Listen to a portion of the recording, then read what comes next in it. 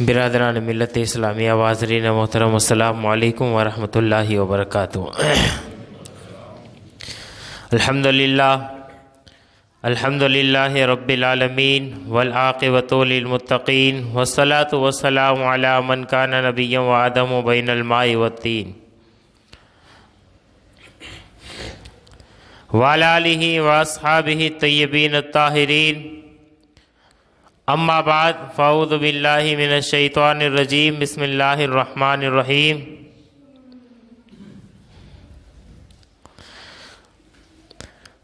رب اغفر لی ولوالدی ولمن دخل بیتی وللمؤمنین والمؤمنات۔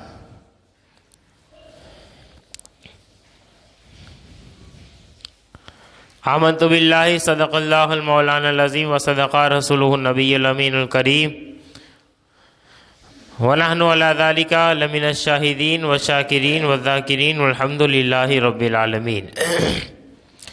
غوث اعظم بمنے بے سر و سما مدد قبلہ دی مدد کعبہ ایما مدد بگردہ بے بلا افتاد کشتی ضعیفان شکستارات کشتی بحق کے خواجہ عثمان ہارون مدد کن مدد کن مدد کن یا معین الدین چشتی۔ آئیے سب سے پہلے ہم اور آپ مل کر دستور اہل سنت و جماعت کے مطابق اپنے اور ساری کائنات کے مرکز عقیدت انیس بے کسا چار اساس دردمندہ فخر رسولہ مصطفیٰ جان رحمت شمع بزم ہدایت نوشہ بزم جنت گل باغ رسالت جناب احمد مجتبیٰ سیدنا محمد المصطفیٰ ارواحنا فداؤ صلی اللہ تعالیٰ علیہ وسلم کی بارگاہ بے کسمناہ میں اپنے غلامی کا سمود دے باوز بلند ہدیہ درود نچھاور کرے اور پڑھیں اللہم صلی علی سیدنا شفیعنا حبیبنا مولانا محمد وآلہ وسلم صلاۃ و سلام علیک یا رسول اللہ وسلم علیک یا نبی اللہ صلی اللہ تعالیٰ علیہ وسلم۔ نہ ہو آرام جس بیمار کو سارے زمانے میں، نہ ہو آرام جس بیمار کو سارے زمانے میں، اٹھا لے جائے تھوڑی خاک ان کے آستانے سے، اٹھا لے جائے تھوڑی خاک ان کے آستانے سے۔ حضرات، قرآن مجید برہان رشید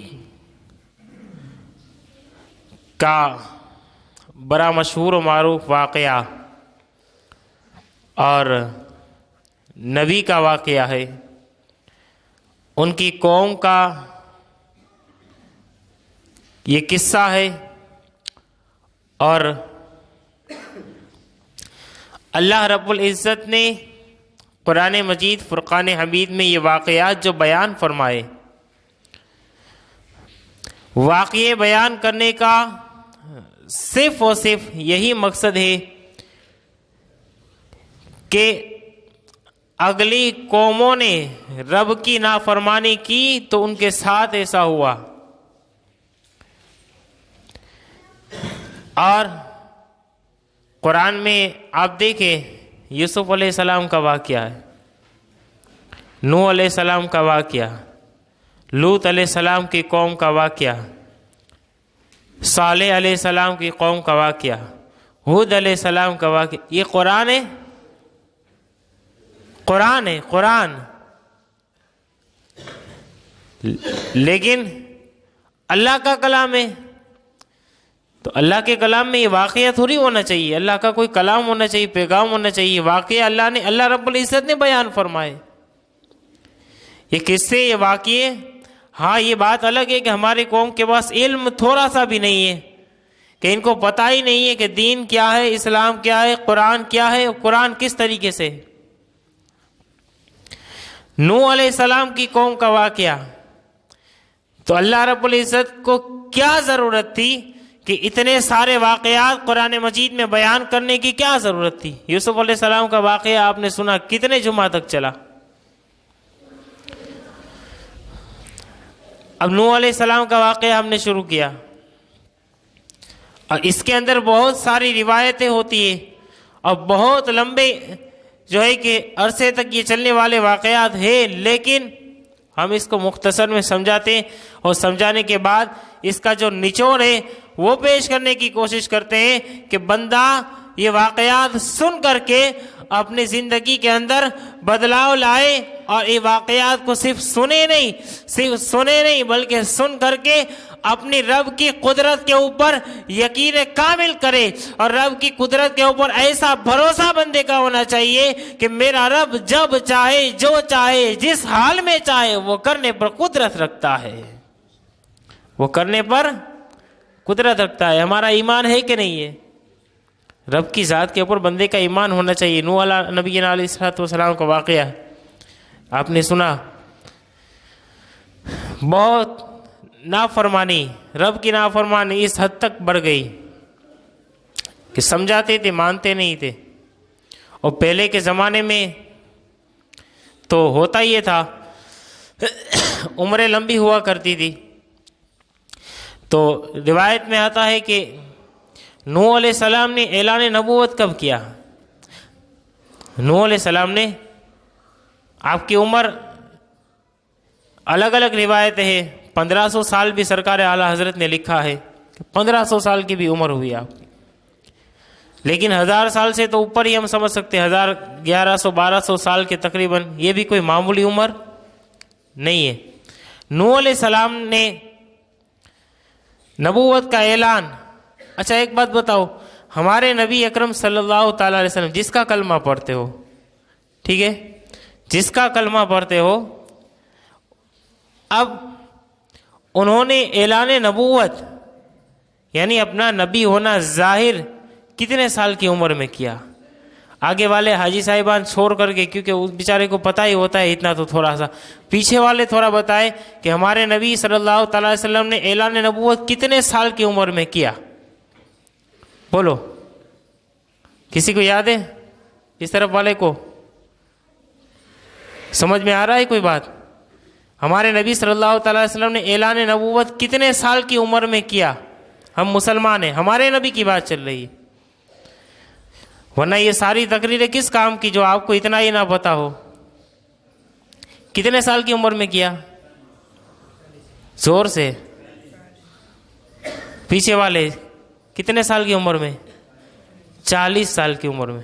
اتنا پتہ ہونا چاہیے، اور پھر اتنا سوچنے کی بھی ضرورت نہ پڑے، نبی سے اتنی محبت ہونی چاہیے کہ پھر کہ حضور کی سیرت کا پہلو بندہ جس وقت جس جگہ چاہے فوراً فٹ سے بتا دے، یہ حضور کی محبت کا ثبوت ہونا چاہیے کہ بندہ اس کی نگاہوں میں ایمان عقیدہ اس قدر مضبوط ہونا چاہیے کہ جان سے زیادہ مصطفیٰ سے محبت ہونی چاہیے، ہر وقت ہر لمحہ نگاہوں میں جلوہ مصطفیٰ رہنا چاہیے، ہر وقت ہر لمحہ نگاہوں میں جلوہ مصطفیٰ رہنا چاہیے۔ تو یہ بندے کا ایمان عقیدہ عشق ہونا چاہیے۔ 40 سال کی عمر میں، کتنے سال کی بولو؟ ہاں، یاد نہ ہو تو یاد کر لینا، اتنا پتہ ہونا چاہیے۔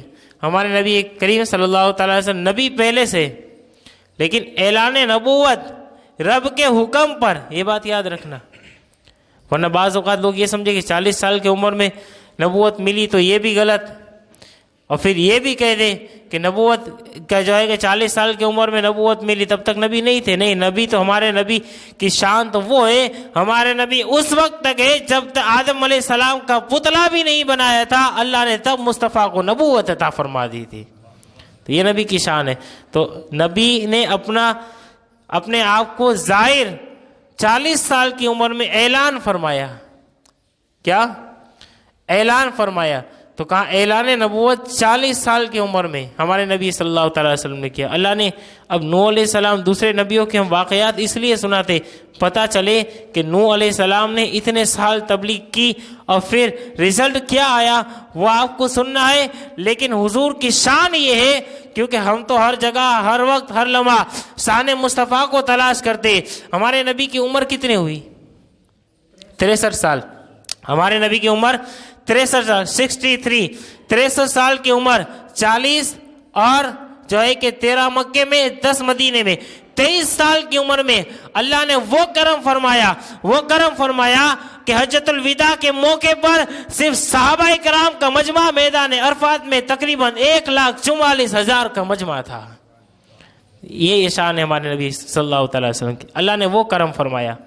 23 سال کی عمر میں نوح علیہ السلام نے اعلان نبوت 450 برس کی عمر میں کی تھا.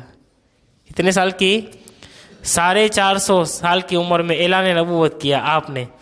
پھر آپ تبلیغ کرتے رہے، لوگ مانتے نہیں تھے. آپ کو یہ بھی بتایا تھا کہ پھر آپ کو یہ بھی بتایا کہ لوگ پتھر مارتے، آپ ان کو سمجھانے جاتے کہ یہ شرک مت کرو، خدا کو مانو. یہ خدا کو نہیں مانتے تھے، خدا کو نہیں مانتے تھے. پھر ان کو سمجھانے جاتے، وہ ماننے کے لیے تیار نہیں تھے.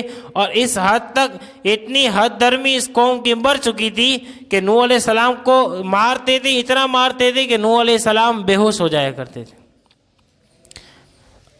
اگلی قوموں نے نبیوں کو بڑی تکلیف دی ہے، بڑی تکلیف دی ہے، بڑا ستایا ہے، بڑا ستایا ہے.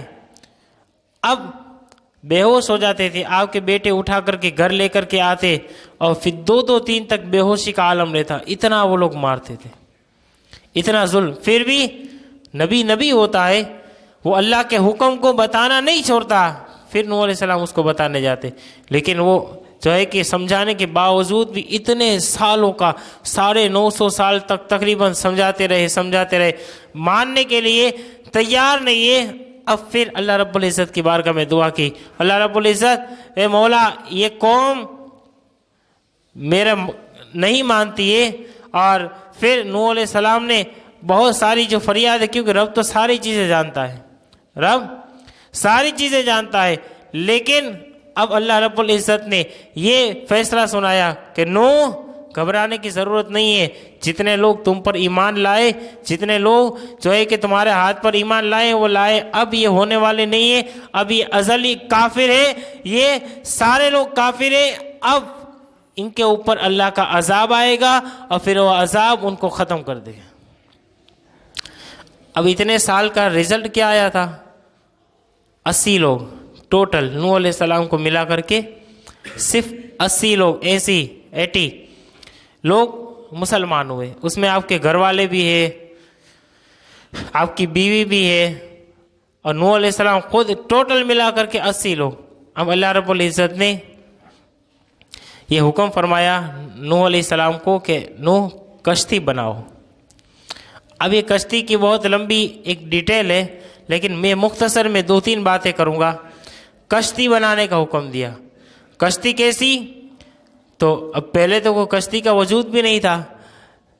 1900 تک بھی لوگوں نے کشتی بنانے کی بہت ساری ٹرائی کی، لیکن اتنا وہ نہیں بنا سکے. لیکن وہ تحقیق میں ابھی نہیں بتاؤں گا. لیکن جو نوح علیہ السلام نے کشتی بنائی تھی، آج کی دور کے اندر جدید ٹیکنالوجی اور سائنس یہ چاہے تو چاہ کر کے بھی وہ کشتی نہیں بنا سکتی ہے. آج جو ہے کہ ہمارے نوجوانوں نے سب کچھ پڑھ لیا، سائنس پڑھ لیا، ٹیکنالوجی پڑھ لی، لیکن انہوں نے نہیں پڑھا تو قرآن نہیں پڑھا. قرآن نہیں پڑھا کہ اللہ نے کیا شان نبیوں کو عطا فرمائی. نبی کا معجزہ ہے یہ. اب جناب نوح علیہ السلام نے کشتی بنائی. اور کشتی کس انداز سے؟ مرغ آپ نے دیکھا ہے نا، مرغا دیسی مرغا، وہ دیکھا ہے. اس کا کس انداز سے آکار ہوتا ہے، اس کا منہ، اس آکار سے، اس انداز سے ایک کشتی کا منہ بناؤ.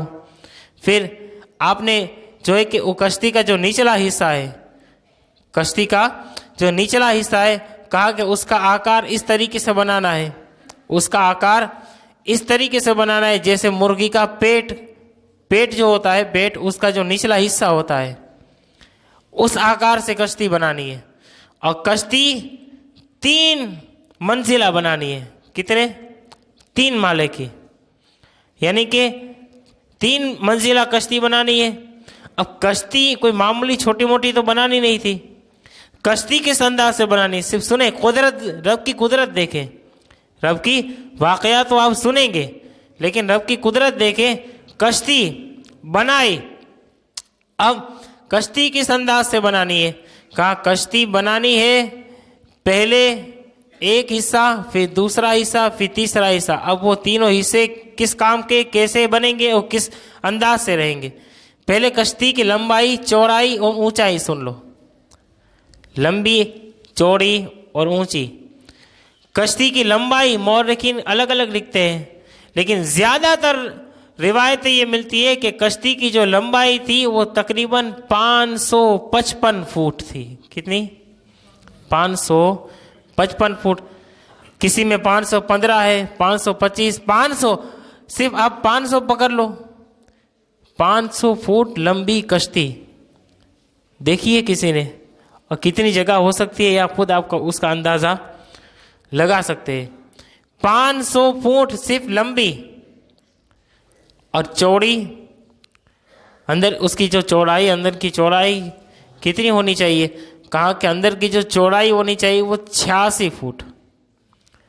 86 فٹ چوڑی، اور اس کی اونچائی 51 فٹ.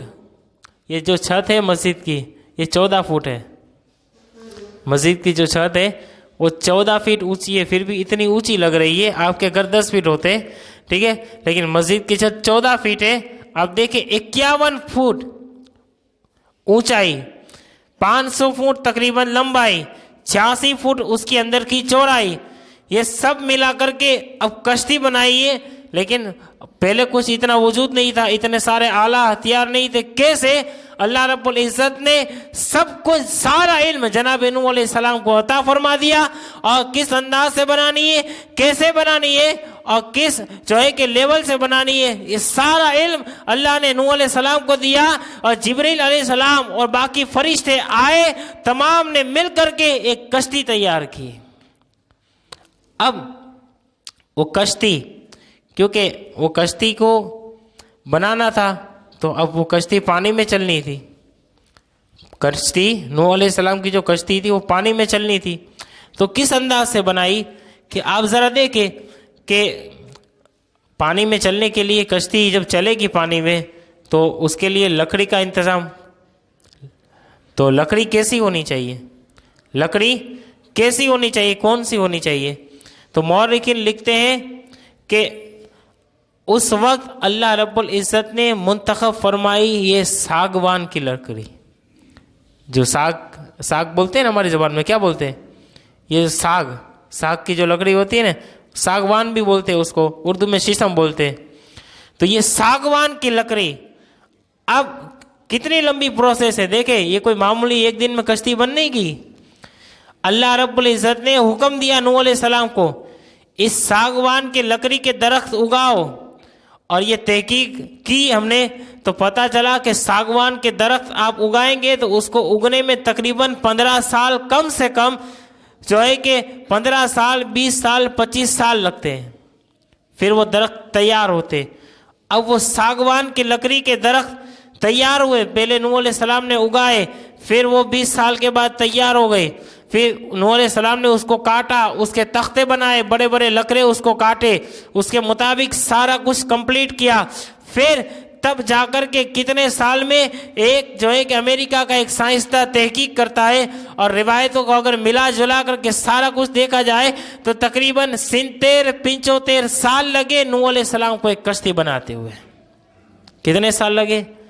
صرف ہم آسانی سے یہاں بیان کر لیتے، لیکن اب وہ کشتی بنائی، لیکن کس انداز سے بنائی؟ درود شریف پڑھ لیجیے. اللہم صلی علی سیدنا شفیعنا حبیبنا مولانا محمد علیہ السلام صلاۃ والسلام علیہ رسول اللہ وسلم علیہ ربی اللہ صلی اللہ تعالیٰ. اب وہ اللہ رب العزت کی قدرت کاملہ آپ دیکھیں کہ یہ کشتی بنائی، اس انداز سے بنائی کہ آج کے دور کے اندر اگر آپ دیکھیں تو جو ہے کہ 1909 کے اندر یا 1903 کے اندر ایک سائنسداں نے کشتی بنائی تھی تو انہوں نے اس انداز سے کشتی بنائی کہ جو ہے کہ 50 فٹ لمبی صرف کشتی بنا لی. تو لمبائی چوڑائی اس نے کم کر دی تو وہ کشتی پانی میں چل نہیں سکی. جدید ٹیکنالوجی ایجادات کو آپ دیکھیں، کہا کہ اتنی بڑی اتنی لمبی کشتی بنانا یہ کوئی معمولی کام نہیں ہے، بلکہ اللہ رب العزت نے یہ ثابت کر دیا. آیت اللہ کی نشانیوں میں سے ایک نشانی یہ کشتی، اور آپ کو حیرت ہوگی 1000 سال بیت گئے، اللہ رب العزت نے آج بھی وہ نوح علیہ السلام کی کشتی کو سلامت رکھا ہے. 1000 سال بیت گئے، اور ترکی تحقیق کر کے لایا ہے. ترکی تحقیق کے بعد میں امریکہ نے یہ سارا کچھ جو ہے کہ تلاش کیا، کیونکہ وہ لوگ تلاش کرتے ہیں، وہ لوگ تلاش کرتے، اور ہمارے مسلمانوں کے پاس شرک بدعت کے علاوہ کوئی دوسرا آتا نہیں ہے کہ یہ ہونا نہیں چاہیے، حالانکہ یہ بالکل غلط ہے۔ یہ لوگ تلاش کر کے لاتے ہیں، یہ لوگ تلاش کرتے ہر جگہ۔ اور پھر اللہ رب العزت جو ہے کہ کچھ لوگ گئے تھے سائنسداں ریسرچ کرنے، تحقیق کرنے، انہوں نے تلاش کیا، کہا کہ ایک جگہ ہے، برفیلی جگہ ہے، بالکل اندر برف ہے، اور پھر وہ وہاں سے جو ہے کہ برف کو ہٹاتے ہٹاتے پہنچے تو پتہ چلا کہ اس کے اندر کوئی چیز معلوم ہوتی ہے۔ پھر انہوں نے ایک اور تحقیق کی، تحقیق سے یہ پتہ چلا کہ ان کے اندر کشتی ہے۔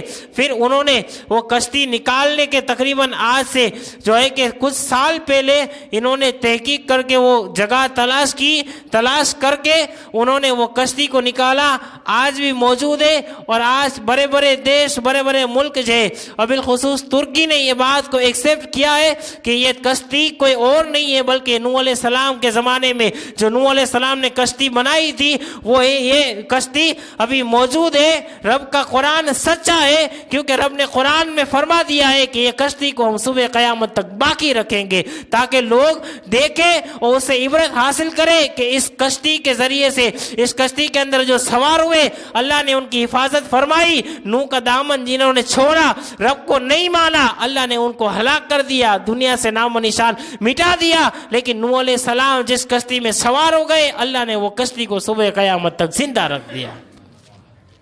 تو یہ جو ساگوان کے درخت سے جو بنائی ہے کشتی، وہ آج بھی موجود ہے، اور یہ لوگ تحقیق کر کے نکال کر کے بھی لائے بھی ہے، وہ سب کچھ ہے۔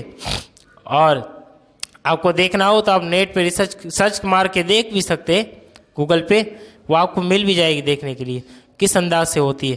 پھر اب جو ہے کہ طوفان کیسے آیا، کب آیا، اور پھر کس انداز سے وہ کشتی تیار ہو گئی، اس کی 2-3 باتیں اور بھی ہے، انشاءاللہ تعالی آئندہ جمعہ کو بیان کرنے کی کوشش کروں گا۔ اللہ رب العزت کی بارگاہ میں دعا ہے اللہ رب العزت ہمیں انبیاء کرام کے قصے سن کر کے اس کے اوپر عمل کرنے کی توفیق عطا فرمائے، آمین۔ وما علینا الا البلاغ المبین۔